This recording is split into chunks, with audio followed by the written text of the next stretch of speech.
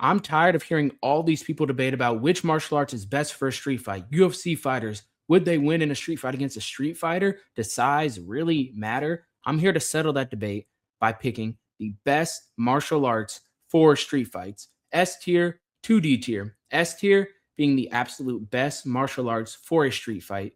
D tier being one that you're probably better off just running away from.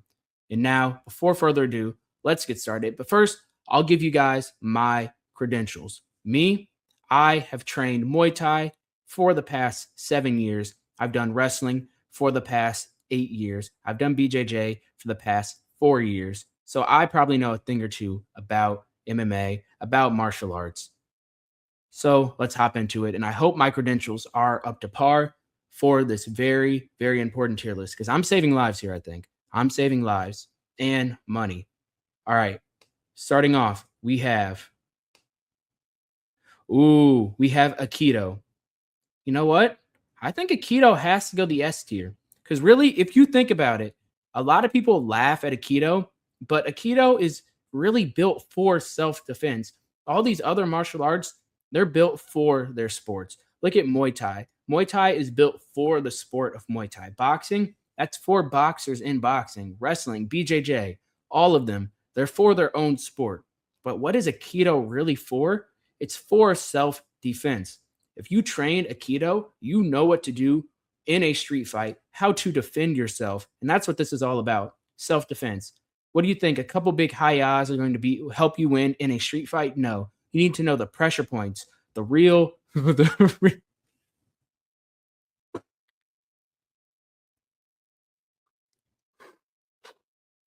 Sorry. I'm sorry. No, you need to know the real hayas, the ins and outs of the hayas from Aikido. And I would know. I took a trial Aikido class when I was 8 years old. And really, of everything else I've ever trained, I think that has me the most prepared for a street fight. So let me put Aikido in the S tier. I'm sorry, no. Aikido's going the D tier. Aikido works if your opponent also knows Aikido. If your opponent knows Aikido, then it will work perfectly because they'll know exactly how to flip themselves when you flip them. Yeah, that's really how Aikido works. I took my trial class at 8 years old. My parents sat in and watched, and they realized instantly, wait, why does this only work when the instructor is letting it work? Plus, there's no sparring. That's a dead giveaway. If there's no sparring in a martial art, don't participate in it. You won't know what to do in a real fight. Aikido only works if your opponent lets you grab their arm or their wrist and then flips themselves over when you apply a little bit of pressure. So if that's the scenario that you're in, your opponent is really, really good at Aikido, someone trying to mug you, trying to jump you, and they also took an Aikido class as part of the Aikido code. If someone tries to do it on you, you have to let them. So in that case, it's an S tier, but we'll put a D tier. All right. We have boxing. Ooh. I think we're going to put that. Ooh, yeah, we're going to put that S. I was debating between A tier and S tier, but I think S tier. If you think about it, right? Let me put us in a scenario. All right. You're in a bar. Some guy comes up to you, right? He's talking big to you. He shoves you a little bit. What are you going to do? First thing you want to do is throw a punch. Now imagine you don't know how to throw a punch. You're going to throw a silly little flimsy arm punch. He's going to laugh at you. He's going to pick you up, going to spin you on his finger like a basketball and throw you across the room, right? He'll think you're ridiculous. Even if you're a great wrestler, you might throw a punch first. Horrible punch. He's not going to respect you. And that's really what it all comes down to, respect. You might beat him, but if you can't throw a punch, you're not getting that person's respect. But imagine you know how to throw a punch. You slip, dip, and rip. You throw that uppercut, that straight right, knock him out cold. The whole bar respects you. He'll wake up and he'll be asking for your autograph. He'll ask for your fight record. He'll ask if you're a champion or something. And you can just lie and say, yes, you are. So boxing, what am I even talking about? Boxing, I'll put it S tier. In all seriousness, boxing, imagine in close quarters, throwing some punches, that's the best thing to do. No one's going to be throwing kicks as their first case scenario. No one's going to be shooting a takedown as a first case scenario when something goes off. Maybe if there's preparation for it, but if something just pops off, someone's right in your face, You got to know how to throw some punches. They'll be able to throw a punch before you do anything. So we'll do S tier for boxing. I was thinking about A tier though, because it is a little limited. You are open to leg kicks. You are open to get taken down, but we'll put that S tier because it's still a great skill to know. Now, we'll take from the back now. Ooh, Kung Fu. We'll put Kung Fu A tier. Yeah, we have to put Kung Fu A tier. What is your opponent going to do against a couple big hayas?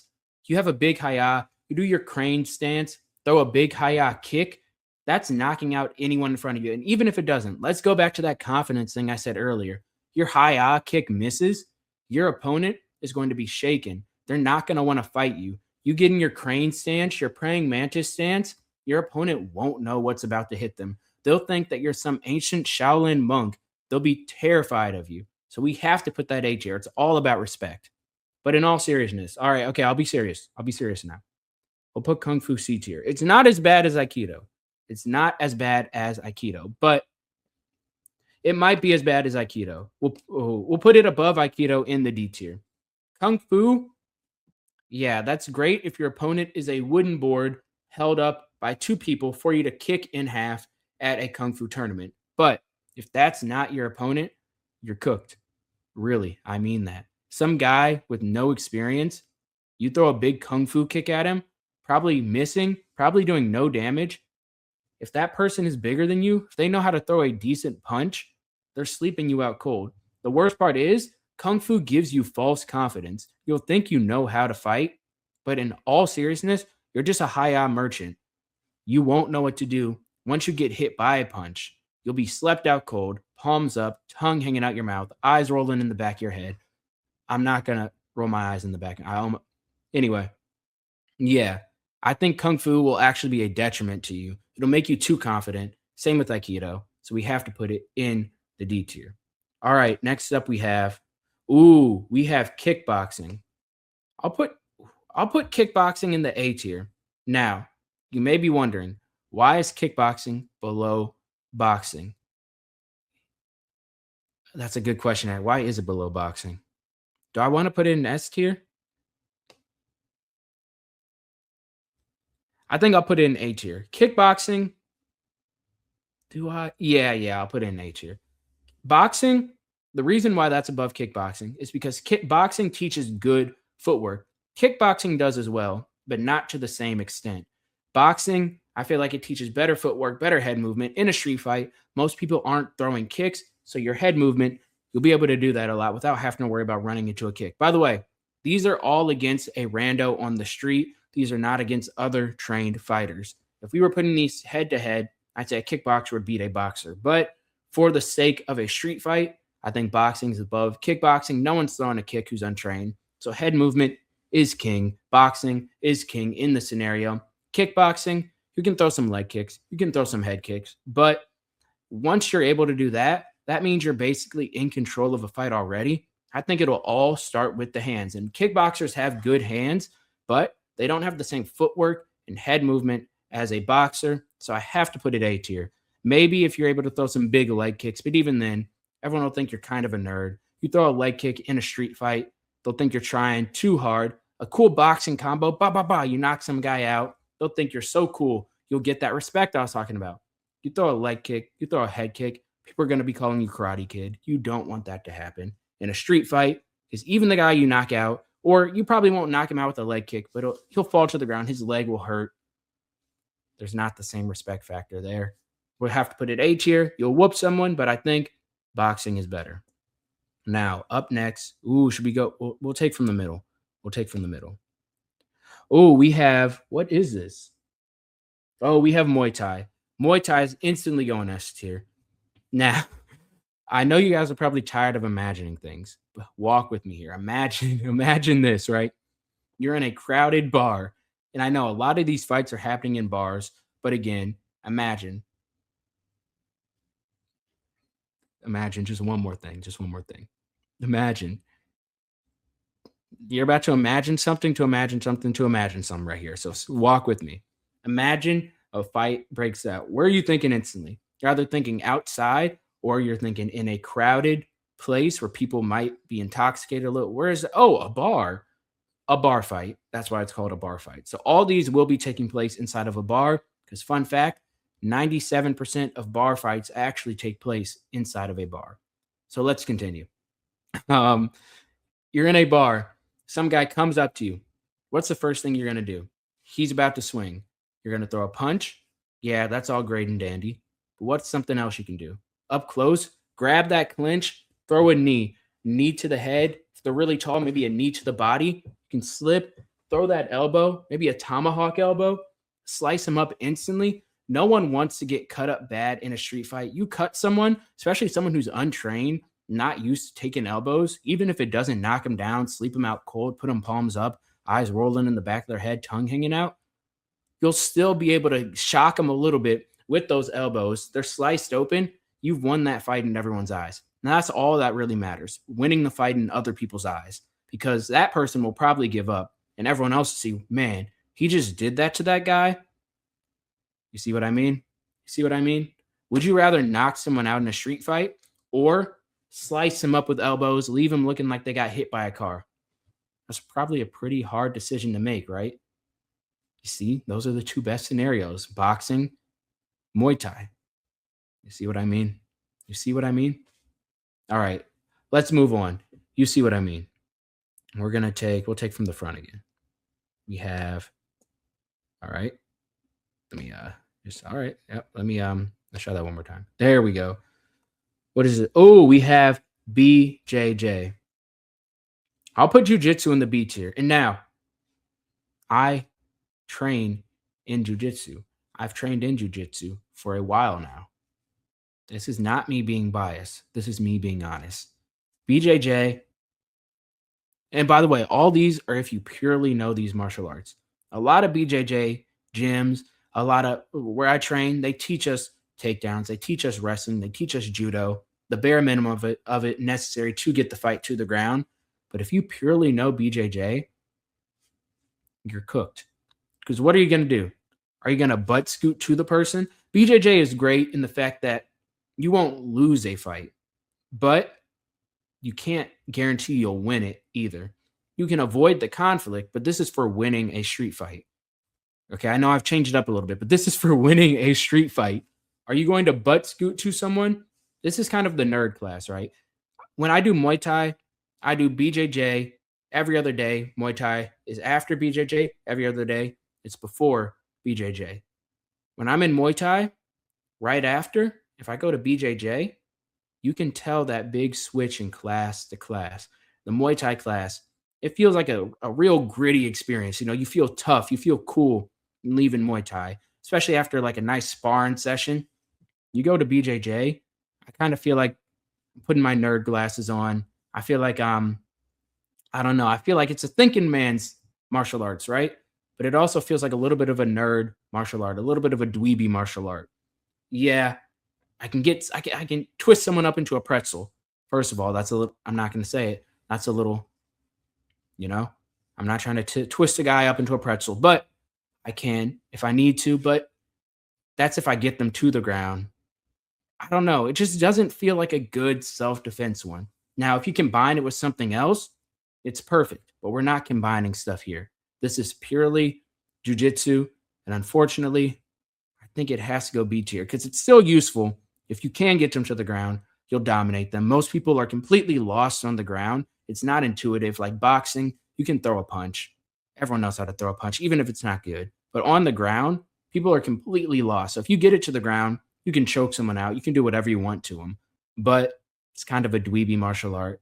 And I'd be a little bit embarrassed to try to take someone to the ground. If I only knew jujitsu, I'm either pulling guard, I'm jumping ghillie, I'm doing something like that. If you can pull a standing ghillie, that's actually pretty cool. That's pretty cool. That's enough to almost get it moved up to the A tier, but I have to leave it in B tier. All right.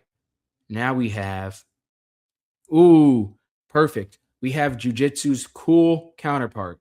We're putting wrestling in A tier. Wrestling, I know I said no more imagining, but imagine this. Imagine this. You're in a you're in a bar, right? You're in a bar fight. And it's inside of the bar. So imagine you're in a bar, okay? Some guy is stepping up to you and he's about to throw a big, nasty hook at you. About to see him winding up, about to throw a big, gnarly overhand. You duck down, grab him below the butt, heft him into the air, slam him down. He's probably out cold just from the takedown. A lot of people don't respect wrestling enough when they watch UFC, when they watch pure wrestling, because that takes place on mats. You pick someone up and you slam them down onto a hardwood floor, a concrete floor, you're putting them out cold instantly. And even if you're not, you take them down, get them there, throw punches. They have no clue how to get up. They're cooked. They're absolutely cooked. And unlike jujitsu, it's easy to get people to the ground with wrestling because that's the entire point. Jiu-jitsu, yeah, once you get them down, you can get them, but you can't really get them there. There's no way of getting them there. Wrestling, the whole point is to get people into that scenario, into that situation. So with wrestling, I have to put it S tier. And there's the cool factor of lifting someone in the air and hefting them over your shoulder, making them look like a little baby a little bit. So we'll put that in the S tier. Next up, we have Krav Maga. We'll put that S tier. We'll put that S tier. You know, Krav Maga, that's what they teach to like Israeli special forces, the best of the best, the coolest of the cool. So if they're teaching that to them, who am I to deny that? Krav Maga, you know, all these other martial arts, they teach you how to fight. Krav Maga,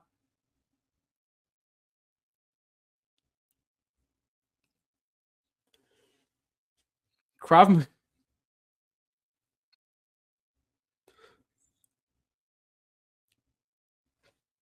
Krav Maga teaches you how to it teaches you how to kill. And that's the difference, right? So you go up against someone who knows another martial art, you might be a little scared. Oh, they're gonna beat me up. They're gonna knock me out. Krav Maga, that's aura. You go up against someone who knows that, you're worrying for your life. You're fearing for your life.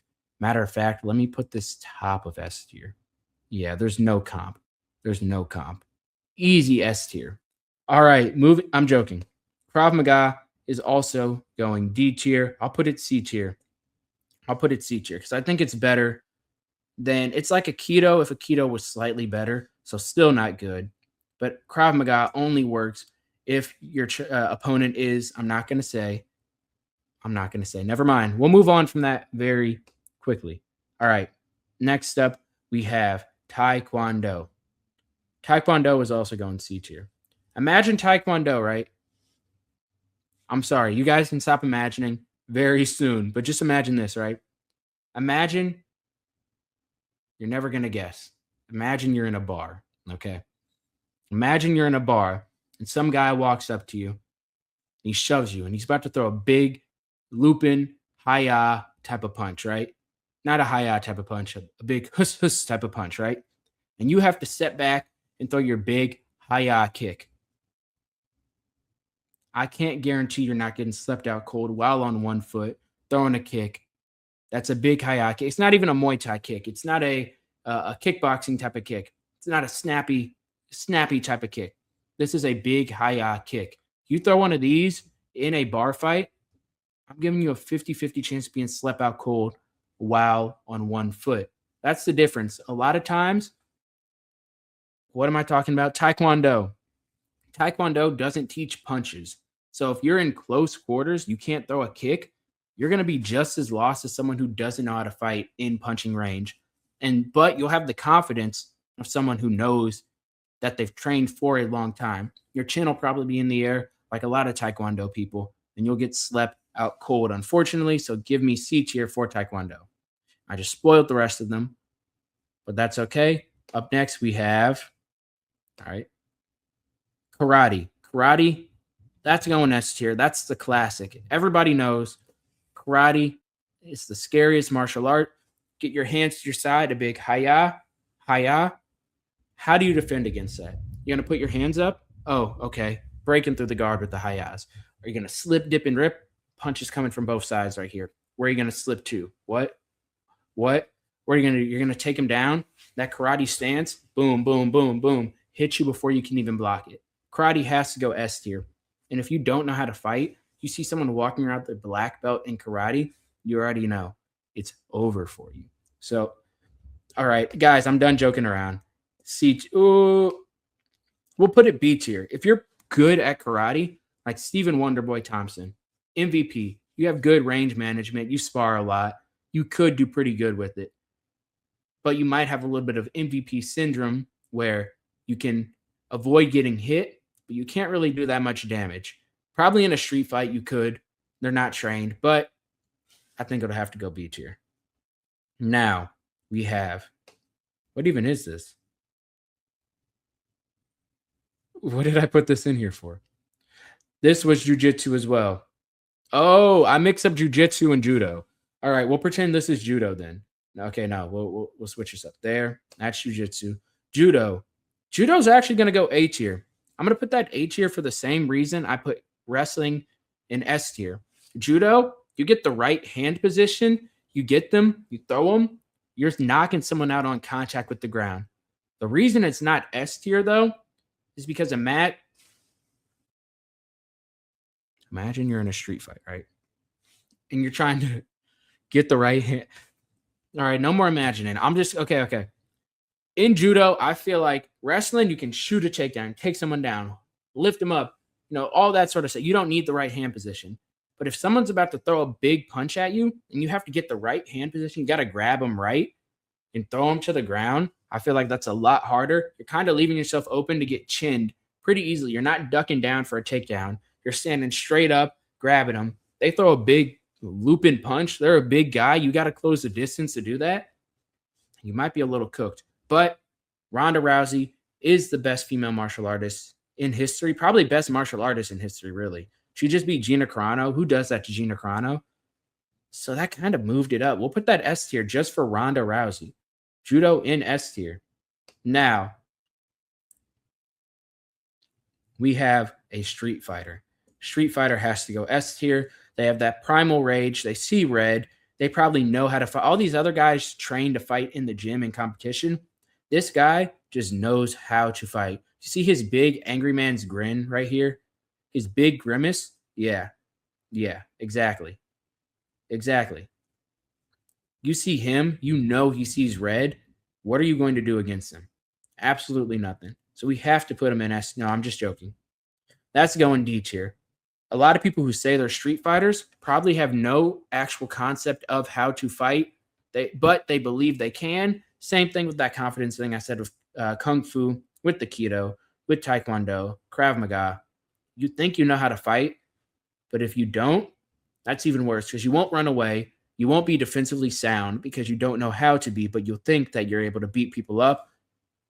Unfortunately, I think that's a bad matchup for an untrained person who's not confident in their abilities, has to fight.